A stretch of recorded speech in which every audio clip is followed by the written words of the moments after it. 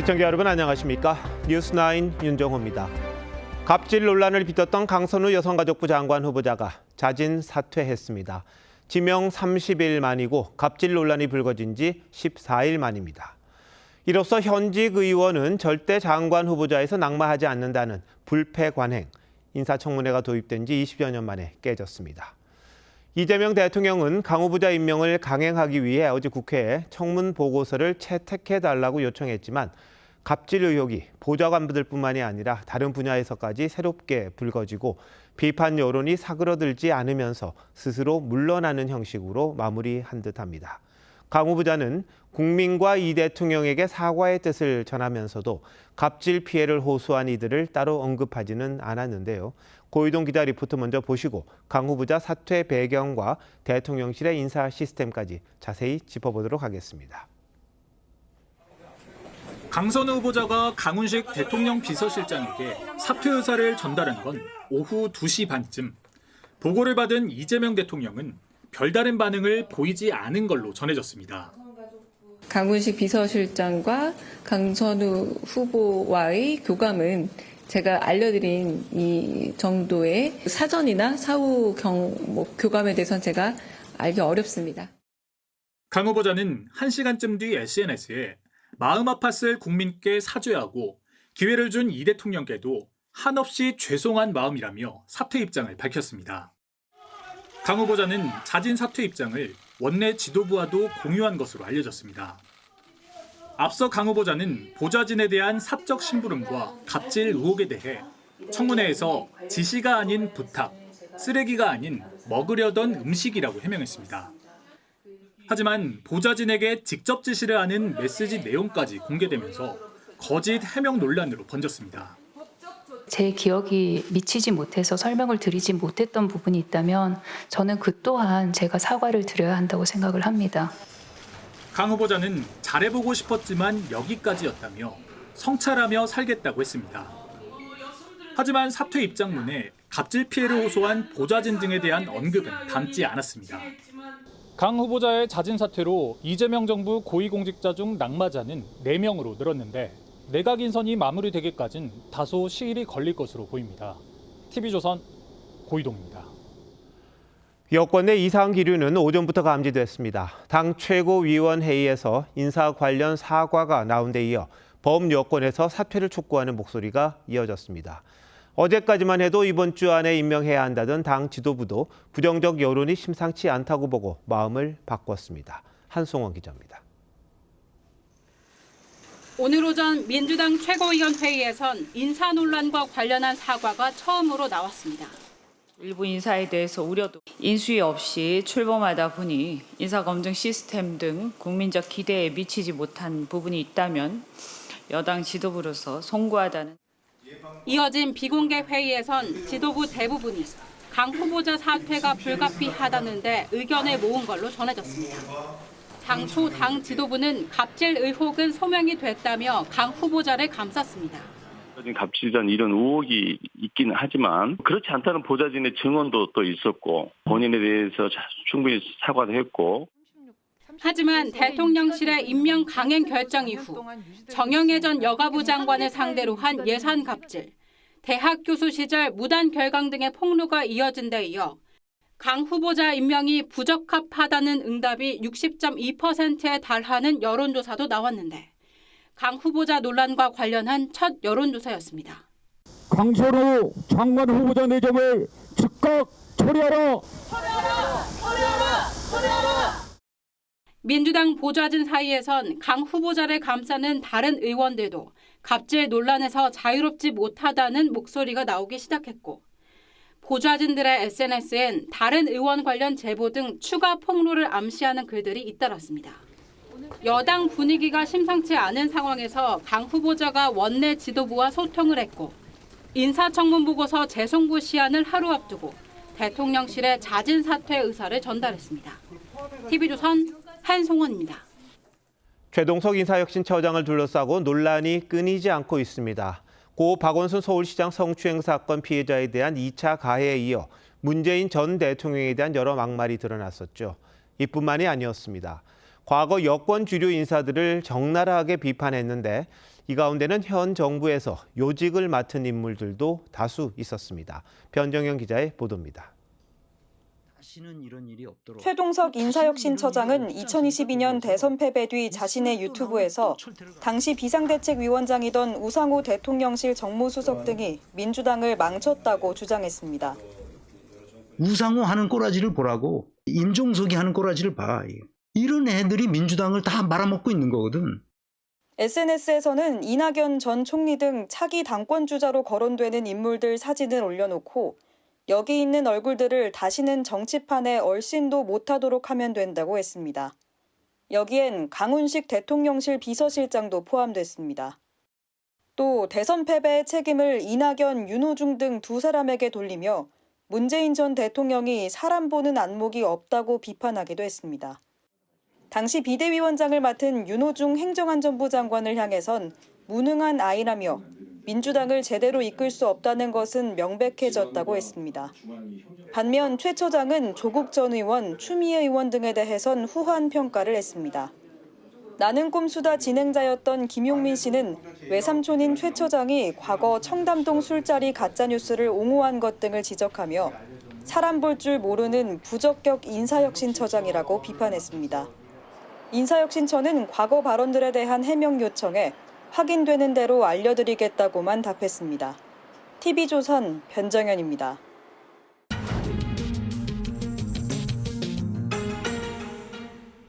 새 정부 출범 2달도 안 돼 고위공직자 중에 서울 벌써 4번째 낙마자가 나왔습니다. 불과 하루 전 인사검증 시스템에 문제가 없다고 했던 말과 다른 결과죠. 실제 이 시스템에는 문제가 없는 건지 뉴스더에서 대통령실을 출입하는 최지원 기자에게 더 물어보도록 하겠습니다. 자, 최 기자, 인사청문 보고서 재송부 기한이 내일까지였죠. 근데 왜 하루 앞두고 이런 결정을 냈다고 봐야 합니까? 네, 강선우 여가부 장관 후보자에 대한 이런 결단, 여권 관계자들의 이야기를 종합을 해보면 기류가 바뀐 시기 오늘 아침이라고 합니다.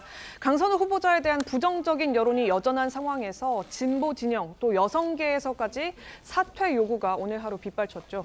게다가 어제 추가로 보도된 교수 시절 학생들의 무단 결강 증언은 공정을 중시하는 2030 세대 민심을 더 악화시킬 수 있는 그런 내용이었습니다. 어제 또 문진석 민주당 원내수석이 보좌진은 동지 관계라서 일반 직장 내 갑질과는 다르다. 이런 말로 강 후보자를 감싸자 이소영, 김남희 두 의원이 이를 공개적으로 비판하기도 했습니다. 대통령실이나 여당 모두 부정적인 여론을 감내하고 갈 수 있는 상황을 넘어섰다. 이렇게 판단한 걸로 보입니다. 자, 그런데 이 대통령은 어제까지만 해도 이 리스크 넘어가겠다 이런 생각 아니었습니까? 예, 실제 내부 기류 취재해보면 실제 그랬습니다. 대통령실 관계자 이재명 대통령이 강 후보자가 임명이 돼서 일을 잘하게 된다면 논란은 해소될 수 있을 것이다. 이런 생각을 한 것 같다고 실제 말했는데요. 다만 강행 결정 이후에도 여론이 계속 좋지 않다. 이런 보고는 이 대통령에게 직접 이루어졌다고 합니다. 당초 이 대통령은 결격 사유가 없다는 원내 지도부의 뜻을 따랐다는 게 대통령실의 설명이었죠. 그런데 논란이 장기화되면서 당 안팎에서는 의원들이 본인의 갑질도 드러날까 두려워서 강 후보자를 감싸고 있다. 이런 말이 나오거나 다른 의원실 갑질 피해 보좌관을 상대로 언론이 취재에 들어갔다. 이런 말들이 나오기 시작했습니다.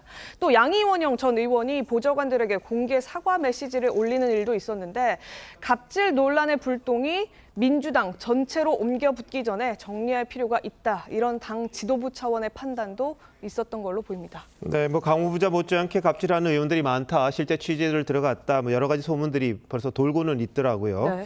그런데 이재명 정부 들어 벌써 4번째 낙마인데 인사 시스템 문제가 없다고 하지 않았습니까? 대통령실에서는? 네, 맞습니다. 강선우 후보자에 앞서서 그런데 오광수 전 민정수석의 차명재산 의혹, 또 이진숙 전 교육부 장관 후보자는 논문 표절 의혹, 강준욱 전 국민통합비서관은 계엄 옹호, 또 5.18 막말 논란으로 결국에는 낙마했습니다. 재산 내역이나 논문, 또 저서, SNS 발언 같은 경우는 사전에 검증을 한다면 충분히 가능한데 이 부분을 놓쳤거나 혹은 알고도 밀어붙였다는 지적 피할 수 없게 됐죠. 야당에서는 코드 인사다, 내 사람 챙기기를 하느라 인사검증에 소홀했던 것 아니냐, 이런 비판을 내놓고 있습니다. 근데 여권에서는 우리가 인수위가 없지 않냐. 그래서 좀 봐줘라. 또 뭐 할 수 없는 거다. 이런 이야기도 하는 것 같던데요. 네, 직접적으로 양해를 구한다 이런 말도 강훈식 비서실장이 했었는데 네. 물론 그런 면도 없지는 않습니다. 하지만 보다 근본적인 구조적인 문제가 있는데요. 현재 대통령실에는 인사수석이나 인사기획관이 없습니다. 이 대통령 최측근이자 성남 경기 라인인 김현지, 김용채 이 두 비서관급의 인사들이 인사 문제를 총괄하고 있는데 인사 검증을 하려면 전방위적인 세평 조회도 필요하고요. 또 검증 전문가들의 참여도 필수적인데 폐쇄적인 인사 검증 시스템이 결국 문제를 자초한 거다 이런 지적 나옵니다. 특히 이재명 대통령의 최측근들이 출연한 후보들에 대해서는 국정원 같은 다른 기관에서 반대 뜻을 내기가 쉽지 않은 분위기가 분명 있는 것 아니냐 이런 말들도 나오고 있습니다. 네, 실세가 추천했는데 어디 뭐 이런 거겠군요. 자, 그런데도 대통령실은 아직도 검증 시스템에 문제가 없다. 뭐 이런 입장입니까? 오늘은 조금 달라졌습니다. 오늘 강 후보자 사퇴 이후에 강유정 대변인 살펴볼 부분이 있겠다면서 인사검증 절차에 엄정함을 갖추겠다. 몸을 낮췄습니다. 다만 이게 강 대변인 혼자만의 생각이어서는 안 되겠죠. 특근 소수 인사 중심의 행정이다. 이런 오명을 피하려면 지금보다는 좀 더 두터운 인사검증 시스템 반드시 필요하다는 지적 나오고 있습니다. 네, 이 대통령이 뭐 인사는 물소대 전략이다. 한꺼번에 확 해야 된다. 이렇게 말을 했습니다만 역시 현실과 이론에는 좀 차이가 있다는 점 느꼈을 것 같기도 합니다. 최 기자 잘 들었습니다.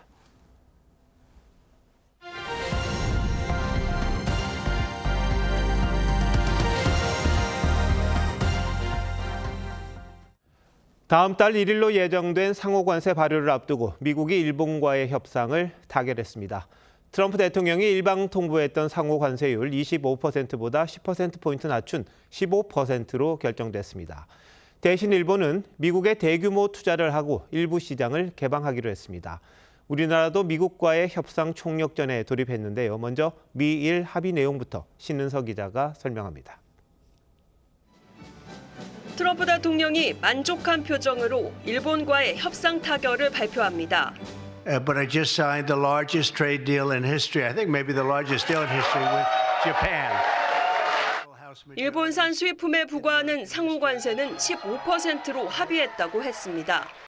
앞서 일방적으로 통보했던 25%보다 10%포인트 낮아진 수치입니다. 대신 일본은 자동차와 트럭, 쌀과 일부 농산물 시장 등을 개방하고 759조 원 규모 투자에 나섭니다. And we're going to make a deal with Japan on the LNG in Alaska. Foreign our country is becoming very rich again. 일본도 상호관세 15% 합의 사실을 확인하며 대미 흑자국으로는 최저 수준이라고 강조했습니다. 이와 함께 미국이 일본차에 대한 추가 관세 25%를 절반 수준인 12.5%로 인하하기로 했다고 전했습니다. 기존 2.5% 세율을 더하면 15%가 부과됩니다. 自動車及び自動車部品について世界に先駆け数量制限のない自動車 다만 일본산 철강 알루미늄 관세는 기존 50%가 유지됐습니다. 이시바 총리는 반도체와 의약품 등에 향후 관세가 부과될 경우 다른 나라보다 나쁜 대우를 받지 않는다는 확약을 얻었다고 했습니다. 인도네시아, 필리핀도 미국과 협상을 타결하며 합의를 끝낸 국가는 5나라로 늘었습니다. TV조선 신은서입니다. 일본이 미국과 합의하면서 우리 정부는 더 큰 부담감을 안게 됐습니다. 최대 시장인 미국에서 경쟁하려면 일본과 비슷하거나 더 좋은 조건으로 협상을 타결해야 하는데 현재 상황 녹록지 않아 보입니다. 이어서 박상현 기자입니다. 일본 언론들은 이번 관세 협상에서 자동차 관세를 25%에서 15%로 낮춘 것을 가장 큰 성과로 평가했습니다. 자동차 관세를 25% 이하로 낮추지 않겠다고 여러 차례 밝힌 트럼프의 강경한 입장을 돌린 것. 5,500억 달러, 우리 돈 760조 원대의 대미 투자를 비롯해 쌀 시장 개방과 알래스카 LNG 협력 등 막대한 선물 보따리였습니다. 난항이 예상됐던 일본의 관세 협상 타결 소식에 우리 협상단은 마음이 더 바빠졌습니다. 일본 협상 타결됐는데 우리 협상에 영향을 줄까요? 그 부분도 면밀히 살펴보고 있습니다. 자동차를 비롯해 대부분의 품목이 미국 시장에서 일본과 경쟁하는 상황에서 일본보다 높은 관세를 부과받을 경우 우리 기업들의 수출 경쟁력은 직격탄을 맞게 됩니다. 일단 우리 정부는 최소한 일본과 같은 수준의 관세를 목표로 정해놓고 협상에 임하고 있습니다. 하지만 쌀과 쇠고기 시장 개방 등 미국의 까다로운 요구를 어디까지 수용할 수 있을지가 문제입니다. 일본처럼 대규모 투자를 약속하기도 쉽지 않습니다. 서로 원하는 게 뭔지 아직 확인이 안 되고 있는 그런 상태라고 했기 때문에 내줄 거는 내줄 거고 받을 거는 뭔지 그 정리를 우리가 하지 않으면 아마 딜까지 가는 데는 상당히 내부 진통이 있는 것 같습니다. 경제, 통상, 외교 최고위 관료들이 총출동한 우리 협상단은 현지 시각 25일 미국 측과 2+2 협의를 갖고 막판 타결을 노립니다. TV조선 박상현입니다. 관세 문제를 에너지나 안보 사안과 연계해 푸는 이른바 패키지 딜과 관련해 주한미군의 전략적 유연성 확대가 핵심 쟁점으로 떠오르고 있습니다. 전략적 유연성, 트럼프 행정부가 중국 견제를 위해 줄곧 강조해왔던 개념이죠. 대북 억제력이 약화될 수 있다는 우려가 있는 게 현실이지만 절충안을 찾아야 할 때라는 목소리도 나옵니다. 홍현주 기자입니다. 미국 국방부 정책을 이끄는 엘브리츠 콜비 정책차관은 SNS에 한국과 같은 아시아 태평양 지역의 집단 방위를 강화하기 위해 협력하고 있다고 밝혔습니다. 나토에 사용하는 집단 방위 개념을 아시아 동맹국에 언급한 건 이례적으로 대만 유사시 중국 견제를 위해 주한미군을 동원할 수 있다는 의미로 해석됩니다. 북한 도발 억제에만 치중한다면 이것은 전략적인 낭비로 보고 있습니다. 특히 중국의 군사력이 매우 빠른 속도로 강화되고 있기 때문에 미국의 전략적 유연성 요구가 점점 더 커지는 가운데 이를 구조적 현실로 받아들이고 절충점을 모색해야 한다는 주장도 나옵니다. 지상군의 유지와 사성장군 이런 것들은 한국의 한미동맹 관점에서 꼭 필요하다 이렇게 받아들이면서 요구하는 형태로 가야지.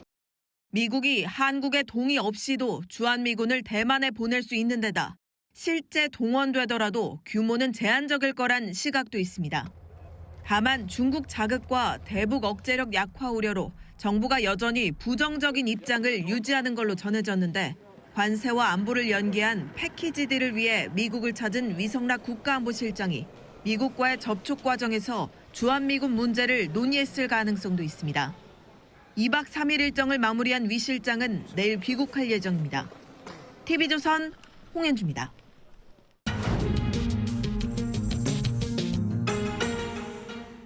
일본이 먼저 미국과 관세 협상을 타결하면서 우리 협상단 일종의 가이드라인을 갖게 됐습니다. 협상 시한이 일주일 남은 상황에서 우리가 뭘 얻고 뭘 줘야 하는지 산업부 오현주 기자에게 더 물어보도록 하겠습니다. 자, 오 기자, 일본의 관세 협상 타결에 대해서 대체로 어떤 평가가 나옵니까? 네, 일단 일본 주식시장은 급등했습니다. 특히 자동차주가 많이 올랐는데요. 관세 불확실성이 거쳤다는 안도감이 반영된 것으로 보입니다. 일본 정부도 지금까지 협상 타결한 아시아 국가 중에는 가장 세율이 낮고 핵심 의지였던 자동차 관세를 절반으로 줄였다는 점을 강조하고 있습니다. 다만 구체적인 합의 내용이 드러나지 않은 만큼 더 따져봐야 할 것으로 보입니다. 네, 근데 일본과 우리가 비슷한 점이 참 많잖아요. 이번 협상이 우리에게는 바로미터가 된 셈인데 어떤 점을 눈여겨봐야 합니까? 우선 우리에게 긍정적인 신호부터 살펴보면 미국은 품목 관세, 그러니까 자동차와 반도체 같은 품목은 따로 관세를 매기는데 여기에는 손을 대지 않겠다는 입장이 확고했었습니다. 우리 입장에서는 대미 수출의 절반 정도가 품목 관세 대상이라 가장 고민되는 지점이었습니다. 그런데 일본의 자동차 관세를 인하하면서 협상의 여지가 생긴 건데요. 한국의 중요한 품목 관세를 낮추는 전략으로 가야 한다는 분석이 나옵니다. 반대로 우리가 협상에 실패할 경우 일본 자동차의 가격 경쟁력에서 밀려 지금보다 타격이 더 커질 수 있습니다. 또 미국이 우리뿐만 아니라 일본에 대해서도 방위비 분담금 인상을 요구해왔는데 이번 합의에서는 방위비 관련 내용이 빠져 있다는 점도 눈여겨볼 만합니다. 네. 자, 근데 이번 협상 최대 쟁점 중 하나가 아마 쌀 시장 개방이었을 거예요. 예. 근데 쌀 시장 절대 양보 안 하겠다. 이게 일본 정부 입장 아니었습니까? 그런데 왜 시장을 여는 거죠? 한마디로 이야기를 하면 미국은 명분을 얻고 또 일본은 실리를 챙겼다 이렇게 분석을 해볼 수 있을 것 같습니다. 쌀 시장 개방이라고 표현을 하지만 내용을 보면 일본은 무관세로 들여오는 쌀 수입량에서 미국 쌀만 비중을 늘리는 식으로 협상을 타결을 했습니다. 이 때문에 자국 농업계에는 피해가 없을 거라고 설득을 하고 있는데요. 자, 우리도 이 정도 선에서 협상을 하면 참 좋겠지만 일본과는 상황이 다릅니다. 우리나라는 미국과 함께 중국, 태국, 베트남, 호주 등 5개 국가에서 쌀을 수입하고 있는데 국가별로 수입량을 정해서 저율 관세 할당, 일명 쿼터제를 적용하고 있습니다. 자, 그런데 쿼터를 마음대로 조정할 수 있는 일본과 달리 우리는 나머지 국가들의 동의를 얻어야 합니다. 이 때문에 쿼터를 조정하기가 쉽지 않은 상황입니다. 그래서 정부는 쌀과 소고기 등은 협상 테이블에 올리지 않으려는 기류였는데 일본이 쌀 시장을 일부 개방하면서 고민이 더 커졌습니다. 자, 사실상 이번 주가 협상의 마지막 시간이다 이렇게 이야기를 합니다. 다음 주부터 미국이 거의 휴가철이어서요. 어떤 전략 어떻게 세우고 있을까요? 네, 사실 일본보다 우리가 협상이 어려운 게 사실입니다. 일본은 760조 원 투자를 약속을 하면서 관세 인하를 받아냈는데 우리에게도 수백조 원대의 대미 투자 펀드 조성을 제안한 것으로 알려졌습니다. 하지만 현대차와 삼성전자 등이 이미 대규모 투자를 하고 있기 때문에 현실적으로 그 규모 수준으로 투자를 약속하기는 어렵습니다. 우리 정부는 알래스카 개발 참여나 LNG 수입 확대, 그리고 조선업과 에너지 협력 등을 핵심 의제로 세워서 패키지 협상을 추진하고 있습니다. 특히 전문가들은 동맹국이면서 FTA 협정 체결국임을 재차 강조할 것을 조언하고 있습니다. 네, 일본이 협상에 성공을 한 셈이죠. 그래서 우리 부담도 더 커진 셈인데 그만큼 부담감이 커질 것 같군요. 잘 타결이 됐으면 좋겠네요. 오 기자 잘 들었습니다.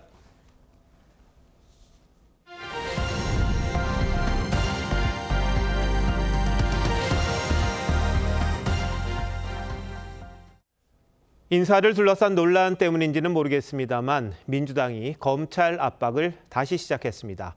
이 대통령 사법 리스크와 관련해 재판 자체를 없던 일로 하는 공소 취소 주장이 공식 회의에서 나왔습니다.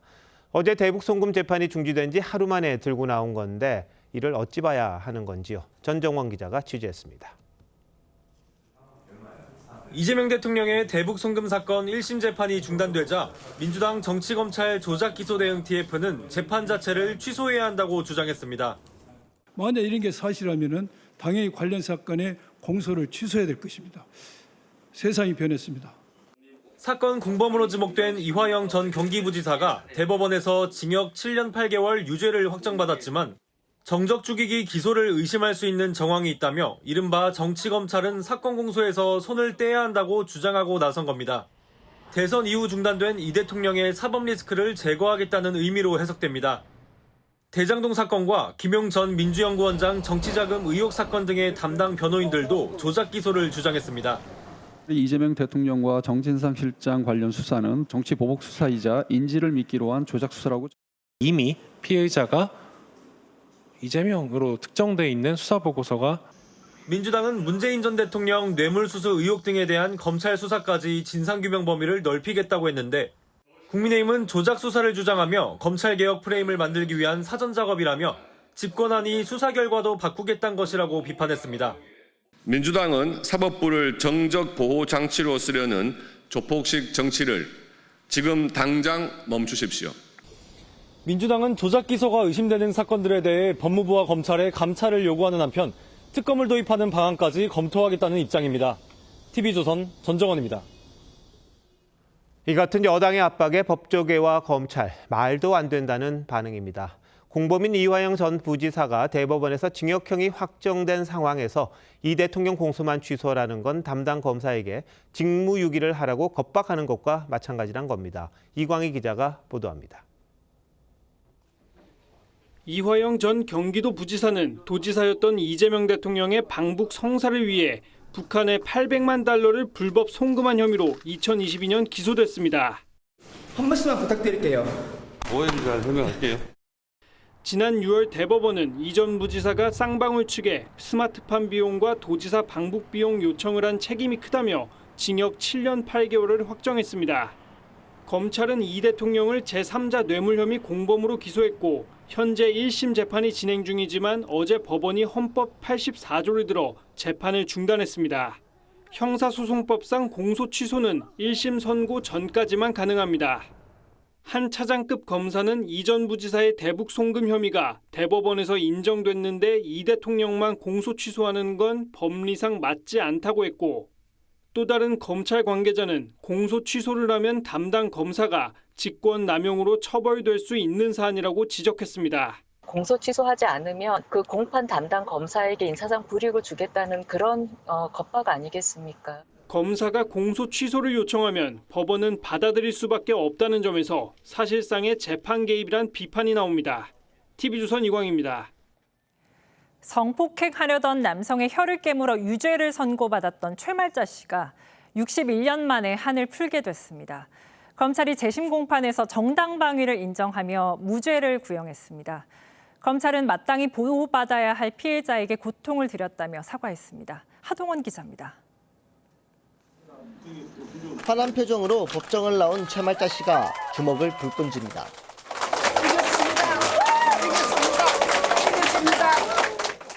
61년 전 억울하게 기소했던 검찰의 사과를 받은 최 씨는 결국 눈시울을 붉힙니다. 너무 힘들었던 건 실감이 아직 나지를 않고 지금이라도 잘못을 인정하니까 대한민국 정의는 살아있다. 최 씨는 18살이던 1964년 강제로 입을 맞추며 성폭행을 시도한 21살 남성의 혀를 깨물어 절단시켰다는 이유로 징역 10월형을 선고받았습니다. 당시 경찰은 최 씨에게 죄가 없다고 봤지만 검찰이 이를 뒤집고 6개월간 구속까지 하며 기소해 유죄를 받게 한 겁니다. 가해 남성은 주거침입죄만 인정돼 최 씨보다 가벼운 징역 6월형만 받았습니다. 최 씨는 2020년 용기를 내 재심을 청구했지만 반세기 전 사건을 지금 잣대로 판단할 수 없다며 2번이나 거부당하다 대법원이 받아줘 오늘 첫 재심 재판을 받았습니다. 첫 공판에서 검찰은 혀를 깨물었던 최 씨의 행동이 과하다고 할 수 없고 위법하지도 않다며 마땅히 보호받아야 했을 최말자님께 가늠할 수 없는 고통과 아픔을 드렸다고 사죄했습니다. 그러면서 무죄를 구형했습니다. 고맙습니다. 사랑합니다. 무죄 판결이 내려질 것으로 보이는 재심 선고 재판은 오는 9월 10일에 열립니다. TV조선 하동훈입니다. 사제 총기로 아들을 살해한 60대 남성이 여전히 범행 동기로 가정 불화를 얘기할 뿐 구체적인 진술은 하지 않고 있습니다. 유족들은 이를 반박했고 다른 가족들까지 살해하려 했다고 주장했습니다. 또 피의자 신상 공개는 2차 피해가 우려된다며 반대했습니다. 강석 기자입니다. 자신의 생일상을 차려준 아들을 사제 총기로 살해한 60대 남성이 구속됐습니다. 법원은 어젯밤 늦게 증거인멸과 도주의 우려가 있다며 구속영장을 발부했습니다. 경찰은 구속된 남성을 상대로 프로파일러 3명을 투입해 구체적인 범행 동기를 조사했지만 가정 불화 때문이라는 진술 이유로 더 밝혀낸 사실은 없는 것으로 알려졌습니다. 그러자 유족 측은 법률 대리인을 통해 이혼에 의한 가정 불화로 범행을 저질렀다는 건 전혀 근거가 없다며 피해자의 억울한 죽음이 왜곡되지 않기를 바란다는 입장을 전했습니다. 그러면서 아들은 결혼한 이후에야 사실혼 관계에 있던 부모의 이혼 사실을 뒤늦게 알았고 이를 한 이후에도 피의자에겐 내색하지 않았다는 가정사를 털어놨습니다. 또 당시 피의자는 함께 있던 며느리와 손주, 아들의 지인까지 살해하려 했다고 주장했습니다. 남성이 경찰에 진술한 내용과는 다릅니다. 피의자가 산탄 총알을 총 3발을 발사를 했는데 피의자를 향해서 2발을 발사하고 눈에다가 1발을 더 발사를 했습니다. 유족 측은 2차 가해가 우려된다며 피의자의 신상 공개는 하지 말아달라고도 했습니다. 경찰은 조만간 유가족을 불러 조사할 예정입니다. TV조선 강석입니다. 폭우가 핥히고 간 지역의 복구 작업이 계속되고 있지만 일상을 되찾기까지는 아직 갈 길이 멉니다. 특히 경기 가평 주민들은 전기와 통신이 끊긴 채 하루하루를 버티고 있습니다. 밤이 되면 불빛 하나 없이 깜깜한 어둠 속에서 지내야 하는데 이승훈 기자가 마을을 다녀왔습니다. 산간 마을로 가는 길. 전조등을 켜도 앞이 보이지 않을 정도로 사방이 어둡습니다. 주변에 불빛이라고는 전조등을 반사하는 도로 표지판 뿐입니다. 여기저기 상처난 도로를 따라 20여 분을 올라가자 나타난 마을. 불이 켜진 집이 하나도 없이 어둠에 갇혀 있습니다. 누가 있을까? 계시나요? 창문으로 인기척을 해보니 안에 사람이 있습니다. 집 안으로 들어가 보니 주민은 촛불 하나 켜놓고 있습니다. 전기가 아직까지 복구되지 않아서입니다. 선풍기만이라도 있으면 좀 저희가 행복할 것 같은데 좀 더위를 참아가면서 생활하고 있습니다. 집밥은 고사하고 시원한 물 한 잔도 마실 수 없습니다. 이렇게 전기와 수도가 끊기면서 수해민들은 컵라면 등으로 끼니를 때웁니다. 또 다른 마을. 수해로 파손된 잔해물들이 여기저기 널브러져 있습니다. 손전등을 켜야만 걸려 넘어지지 않고 다닐 수 있습니다. 통신이 되지 않은 것도 주민들은 답답합니다. 불편을 견디다 못해 수백만 원을 들여 산 비상발전기 사용법을 문의할 길이 없습니다. 전기 안 들어오죠? 전화 어디다 못 하죠? 그리고 물 끊어져서 물 한 방울 안 나오니까. 수해 발생 나흘째. 아직까지 전기와 수도, 통신 복구가 안 된 가평 지역 210여 가구 주민들은 오늘도 고통스러운 밤을 보내고 있습니다. TV조선 이수훈입니다. 이번 폭우로 경기 북부 지역에서만 8명이 숨지거나 실종됐습니다. 그런데 피해가 컸던 가평을 포함해 경기 북부의 9개 시군의회 의장들이 폭우로 비상이 걸린 기간에 외유성 해외 출장을 다녀온 사실이 확인됐습니다. 피해가 갈수록 늘어나는데도 일정을 그대로 소화했습니다. 구자형 기자의 단독 보도입니다. 지난 17일 오전 경기 북부 시군의회 의장 9명은 4박 5일 일정으로 일본으로 출국했습니다. 주민자치와 지역 발전 등을 이끈 일본의 사례를 탐방해 정책 개발에 활용하겠다는 목적에서입니다. 연수 일정표입니다. 첫째 날과 둘째 날 히다카시와 도쿄도청 등 지자체 3곳을 방문하는 게 공식 일정의 전부입니다. 이후엔 도쿄 신주쿠, 메이지 신궁, 오다이바, 요코하마 미나토미라이 21 등 모든 일정이 탐방입니다. 관광 명소들입니다. 그런데 이들이 출발하기 하루 전 중앙재난안전대책본부는 폭우 때문에 비상 1단계를 발령했습니다. 오산에서는 옹벽이 무너져 1명이 숨지는 사고도 났습니다. 출발 당일 새벽 4시엔 비상 2단계로 격상했습니다. 그런데도 의장단은 계획대로 출국했습니다. 피해고만 있었지 뭐 특별한 그런 거 없었잖아요. 경기 북부는 수해 지역이 아니었다는 겁니다. 하지만 이들이 출발한 당일부터 전국 곳곳에서 피해가 잇따랐고 20일에는 경기 북부 지역에 집중됐습니다. 사망 실종자가 처음 나온 지난 20일 의장단은 요코하마 견학 일정을 이어갔습니다. 주민들은 까맣게 몰랐습니다. 이 사람들이 왜 들어가러 갔는지 뭐하러 가는지 모르잖아요. 사실이라면 안 좋은 거죠. 의장 9명 가운데 6명은 출장에 문제가 없다는 입장을 밝혔고 1명은 답변을 피했습니다. 나머지 2명은 연락이 닿지 않았습니다. TV조선 구장입니다. 길가에 세워진 택배 트럭을 훔친 뒤 아찔한 질주를 하던 남성이 붙잡혔습니다. 잡고 보니 만취 상태였습니다. 이미원 기자입니다. 주택가에 멈춰선 택배 트럭. 기사가 내려 손수레를 밀고 배달을 간 사이 한 남성이 주변을 두리번거리며 트럭으로 다가갑니다.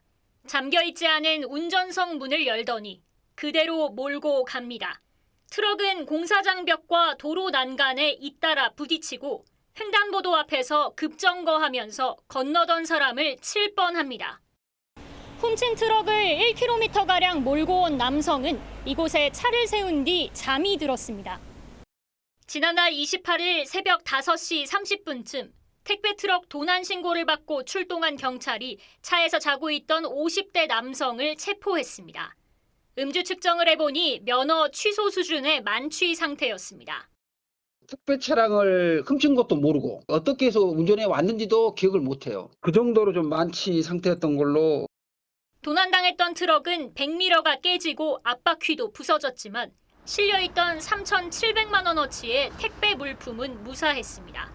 경찰은 남성을 음주운전과 자동차 불법 사용 혐의로 구속해 검찰에 넘겼습니다. TV조선 임희원입니다.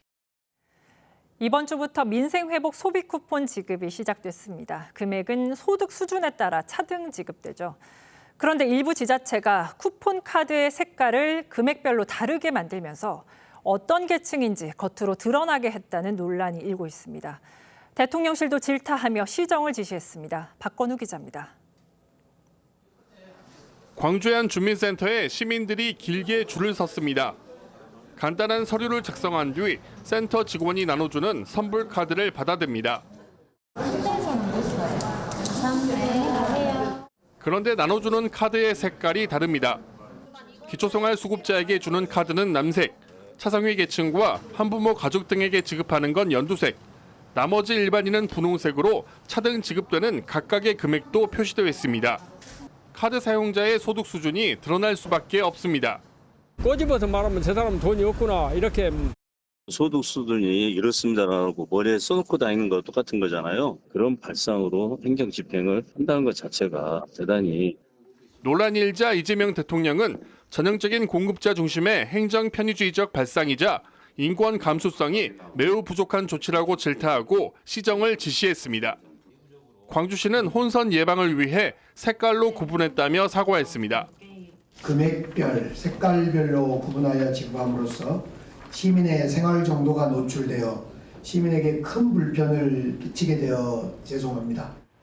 행정안전부는 전수조사를 통해 부산과 광주 등에서 제작된 문제의 선불카드에 색상이나 금액이 드러나지 않도록 하라고 했습니다. 광주시는 색깔이 드러나지 않게 기존 카드엔 스티커를 붙이고 신규 카드를 만들어 배포하겠다고 밝혔습니다. TV조선 박건우입니다. 괴물 폭우의 여파는 또 있습니다. 축구장 4만 개 규모의 농경지가 침수되면서 농축산물 가격도 급등하고 있습니다. 농민들은 올해 농사를 다 망쳤다며 망연자실하고 있습니다. 정은아 기자입니다. 지난 20일 시간당 76mm의 기습폭우가 내린 경기도 가평군. 산기슭으로 토사와 물이 쏟아져 내려오면서 바로 아래 밭을 습격했습니다. 기농했는데 30년 됐는데 이렇게 많이 오는 처음이야. 돌을 잘 쌓았는데 다 떼내라 버렸어. 이렇게 한 달 반 있으면 수확하는데 하는 거 어떡하려고 도리도 없고. 들깨밭이었던 이곳은 현재 완전히 무너져 출입이 통제된 상황입니다. 자식같이 키워온 멜론밭을 잃은 농민의 마음은 찢어집니다. 메론은 물하고 상극이거든. 그러면은 이만큼 찼으면은 맛 갔어. 이만큼 갔으면은 이게 있는 과정에서 물 시컷 먹으면은 그냥 밑에서 다 썩었더라. 정부는 이번 폭우로 3만 헥타르 가까운 농작물이 침수된 것으로 잠정 집계했습니다. 축구장 약 4만 700개에 해당하는 크기입니다. 가축은 닭 147만 마리 등 총 178만여 마리가 폐사했습니다. 괴물 폭우 피해는 먹거리 가격 상승으로 이어지고 있습니다. 안 그래도 비싸던 수박은 한 달 전보다 36%나 올라 3만 원을 훌쩍 넘어섰고 토마토와 시금치, 쪽파, 배추 등도 가격이 껑충 뛰었습니다. 한우와 닭도 공급 물량이 줄면서 가격이 상승했습니다. 정부는 소비자 부담을 줄이기 위해 가격이 오른 품목에 할인을 지원할 계획이지만 비가 그친 뒤 시작된 폭염으로 인해 당분간 먹거리 물가를 잡기는 쉽지 않아 보입니다. TV조선 정은아입니다. 해병대원 특검이 안규백 국방장관 후보자와 임성근 전 사단장이 사건 이첩 당일 14분간 통화한 사실을 확인했습니다.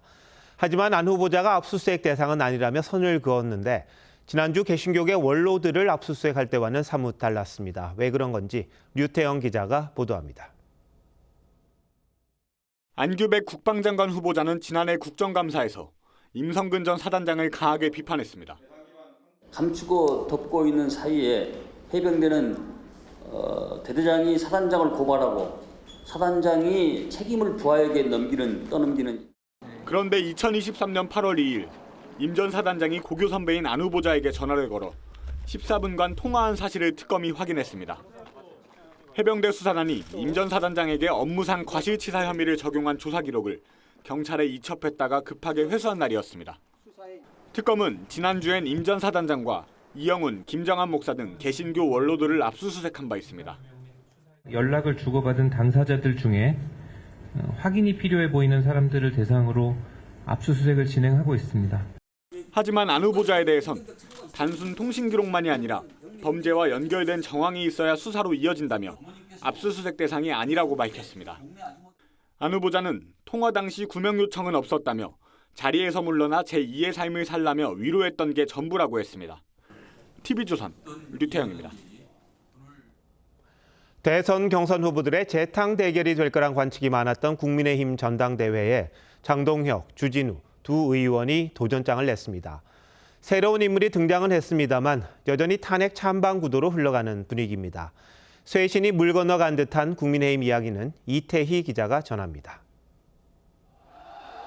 언제까지 사과만 하느냐며 탄핵 찬성파를 비판해온 국민의힘 장동혁 의원은 당대표 출마를 선언하며 내부 총질과 탄핵 찬성, 극우몰이를 용납할 수 없다고 목소리를 높였습니다. 계엄은 잘못됐지만 의회 폭거를 저지른 민주당의 계엄 유발 책임이 크다는 겁니다. 의회 폭거를 자행하고 헌정 질서를 파괴하는 더불어민주당 그리고 이재명 정부와 제대로 싸우게 만드는 것이 바로 혁신의 시작입니다. 당대표 출마를 공식화한 초선 주진우 의원은 젊고 강한 보수를 내세웠습니다. 최근 인사청문회 국면에서 선봉에 서온 주 의원은 검증 과정에서 민주당의 역공을 받기도 했습니다. 계좌번호 이런 거 다 필요 없고요. 누가 얼마를 송금해서 유학했는지 밝혀주시기 바랍니다. 그게 왜 인권 침해입니까? 야권에선 당초 후보군에 없었던 주 의원의 전대 출마로 변화를 기대하는 시각도 있습니다. 조경태 의원은 이른바 혁신파끼리의 단일화를 제안했는데 쇄신을 건너뛴 전당대회가 또다시 탄핵 찬반 대결로 흐를 수 있다는 우려가 나옵니다. 국민의힘은 혁신안을 논의하겠다며 의원총회를 열었지만 윤희숙 위원장의 참석을 놓고 혼선만 빚고 별다른 결론을 내지 못했습니다. 오늘 분위기만으로는 뭐 많은 걸 예단할 수는 없고요. 근데 제가 절절하게 호소드렸고 혁신이 출범 10여일이 지나도록 제대로 된 혁신안 논의조차 하지 못하면서 혁신 의지 자체가 없는 것 아니냐는 지적을 피하기 어려워 보입니다. TV조선 이태희입니다. 출생아 수가 11개월 연속 증가했습니다. 올 들어 5월까지 5달간 출생아 수는 10만 명을 넘기면서 반등 조짐이 뚜렷해졌습니다. 특히 인천과 대구, 충북의 증가세가 두드러졌는데 그 배경을 송병철 기자가 분석했습니다. 인천 미추홀구의 한 산부인과 신생아실 요람에 빈자리가 없습니다. 병원을 요즘에는 예약하기가 좀 힘들고 조리원은 이제 임신을 확인받으면은 그날 바로 예약을 해야 되는 상황이죠. 인천은 서울보다 집값이 저렴한 데다 출산하면 최대 1억 원의 지원금이 나와 신혼부부들의 선호도가 높습니다. 이 영향으로 올해 들어 5월까지 인천 출생아 증가율은 12.3%, 전국 1위를 기록했습니다. 충북과 대구도 두 자릿수 증가율을 보였는데 두 지역 모두 젊은 인구 유입이 늘고 있다는 공통점이 있습니다. 충북엔 바이오 클러스터, 대구엔 로봇과 모빌리티 등 신산업단지가 조성되면서 청년 일자리가 늘어난 겁니다. 출산 지원금과 전세대출 이자 지원 등 지자체의 저출산 대책도 영향을 줬다는 분석입니다. 자녀를 둔 경우에 일정한 금액을 지원해 주는 것은 아무래도 저소득층인 젊은이들에게 상당한 촉진제 역할을 한 것은 사실 있다. 올해 1월에서 5월 누적 출생아 수는 10만 6,048명, 1년 전보다 6.9% 늘며 통계 작성 이후 역대 최대로 증가했습니다. 다만 여전히 출생보다 사망이 많은 자연 감소가 지속되고 있어 질 좋은 일자리 추가 발굴 등 후속 대책이 필요하다는 지적입니다. TV조선 송병철입니다. 입양 기록은 입양인들이 자신의 가족을 찾는 데 실마리가 되는 귀중한 자료입니다. 그동안은 양육시설과 입양기관 등 여러 곳에 흩어져 있었는데 이 기록들을 한데 모아 보관할 수 있는 임시서고가 마련됐습니다. 어떤 모습인지 박재훈 기자가 다녀왔습니다. 경기도 고양의 한 물류센터 건물 4층, 3m 높이의 커다란 문이 활짝 열리자 약 670평 넓이의 서가가 모습을 드러냅니다. 검수를 마치고 봉인된 상태로 차량에 실린 기록물은 바로 이 문을 통해 곧바로 정리실로 옮겨집니다. 이후 배치 번호를 부여받고 이곳 내부 서가로 옮겨져 보관됩니다. 서가 안에는 공공기록물 관리 기준에 맞춰 온도, 습도를 유지할 항온 항습기 4대가 설치돼 있고 공기 살균기와 산성 제거를 위한 탈산 장비도 갖춰질 예정입니다. 최적의 환경에서 아주 중요한 입양 기록물들이 보존되기를 저희도 희망하고 있고 입양인분들도 원하고 계시기 때문에 전국에 흩어져 있던 양육시설 기록부터 민간 입양기관의 기록물, 생부모의 편지와 배냇저고리 등 입양인의 모든 역사가 보관될 예정입니다. 당장 다음 달엔 8개 입양기관 등에서 26만 권이 넘는 기록물이 이관됩니다. 대략 한 권의 입양인 한 명의 기록이 담겨 있어 26만여 국내외 입양인의 뿌리가 통째로 옮겨지는 셈입니다. 하지만 입양인들은 기록물 보존에 적합한 환경이 아니라고 우려합니다. 저희 의도가 큰 것이 이게 사실 임시 소거가 아닌 장기로 가게 되지 않을까 제가 이렇게 우려스럽습니다. 아동권리보장원은 2031년까지 영구기록관 건립을 목표로 후보지 검토에 다시 나선다는 계획입니다. TV조선 박재훈입니다. 프로야구 KT의 괴물 신인 안현민의 기세가 대단합니다. 오늘도 홈런을 쳤고 이달 타율은 5할이 넘었습니다. 신인왕은 물론 MVP에도 도전할 수 있는 수준인데 이 둘을 동시에 차지한 선수는 19년 전 류현진이 처음이자 마지막이었습니다. 성민혁 기자입니다. 풀카운트에서 힘차게 휘두른 방망이. 타구는 130m를 쭉쭉 뻗어나가 경기장 밖에 떨어집니다. 홈런을 직감한 NC의 야수들은 얼어붙은 듯 물끄러미 바라보기만 합니다. 괴물 신인 안현민이 10개의 전구단을 상대로 홈런을 쏘아올린 순간이었습니다. 안현민의 7월 성적은 야구 만화에서나 볼 법합니다. 22일까지 홈런 4개를 쏘아올리면서 타율은 5할이 넘었고 출루율과 장타율을 더한 OPS는 무려 1.490입니다. 홈런은 쳤다 하면 장외, 평균 비거리가 무려 130.6m나 됩니다. 홈구장 수원에선 145m짜리 장외 홈런을 친 적도 있습니다. 시즌을 한 달 늦게 시작한 안현민은 다음 달이면 규정 타석을 채울 것으로 보입니다.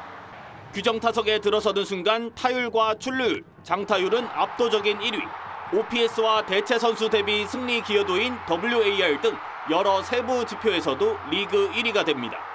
신인왕 경쟁에선 단연 앞서고 MVP도 노릴만 합니다. 12승, 평균 자책점 1.85의 한화 외국인 투수 폰세가 경쟁 상대입니다. 지금까지 신인왕과 MVP를 동시에 수상한 선수는 2006년 한화의 괴물 신인 류현진이 유일합니다. 2022년 입단 이후 2군에서 주로 뛰며 군대까지 다녀온 안현민. 중고 신인의 쇼타임은 올해부터입니다. TV조선 성민혁입니다.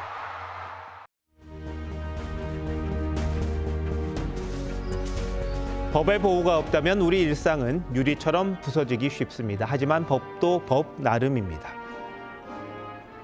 Who are you? What do you want? You're under arrest. Am I? Why? 주인공 조셉은 내용을 알 수 없는 익명의 법에 의해 체포돼 익명의 남자들에게 처형됩니다. 황당한 스토리죠. 하지만 반드시 그렇지는 않았습니다. Your friend, companion, is a traitor. Now is the time to say something. Anything. 비밀 경찰들은 계급과 민족의 이름으로 수많은 사람들을 파괴했습니다. 법의 마스크를 썼지만 실은 악의 다른 얼굴들입니다. 최근 특검이 수사 범위를 넓혀가고 있습니다. 조금의 의혹만 있어도 저쪽 사람들에 대해 압수수색, 소환 조사를 벌이고 있습니다. 특히 교회와 원로 목회자들에 대한 수사는 지나친 게 아니냐는 지적이 많습니다. 여의도 순복음교회 이영훈 목사, 극동방송 김정환 이사장의 자택과 사무실에 대한 압수수색을 놓고 교계가 반발하고 있습니다. 해병대원 순직과 관련해 구명 로비를 했느냐 이런 의혹을 풀자는 건데요. 어느 정도 확증은 있어야 했던 게 아니냐는 의문입니다. 군사정부 때도 국가가 종교의 울타리를 넘는 데는 신중에 신중을 기했습니다. 종교가 국가를 넘어선 인간의 양심, 보편적 인류애를 대표하고 있기 때문입니다. 인권 보호와 진실 규명이라는 본말이 전도되는 우를 범하지 않도록 경계하고 또 경계해 줄 것을 당부드립니다. 내란 특검의 평양 드론 작전 수사도 논란이죠. 특검은 평양에 드론을 보낸 게 정전협정 위반이고 적을 이롭게 했다고 보고 있습니다. 계엄 관련 의혹 철저히 진상 규명해야 합니다. 하지만 북한이 서울의 오물풍선을 때로 보내고 대통령실 근처까지 드론이 접근하는 현실에서 우리 작전만 문제 삼는 건 자해 행위가 아닐까 싶습니다. 더구나 비밀스러워야 할 대북 무인기 작전 내용이 세세하게 흘러나오고 있습니다. 누가 웃을지는 뻔해 보입니다. 여권은 검찰을 비판하면서 먼지털기식, 별건 수사, 강압 수사, 망신 주기, 반인권적 행태들을 지적했습니다. 내란, 구명 로비, 김건희만 어떻게 할 수 있으면 다 용서되는 겁니까? 목적 만능주의 특검 수사가 역효과를 가져올 수 있다는 점도 잊지 말아야 합니다. 7월 23일 윤정호 앵커 칼럼, 선택적 심판이었습니다.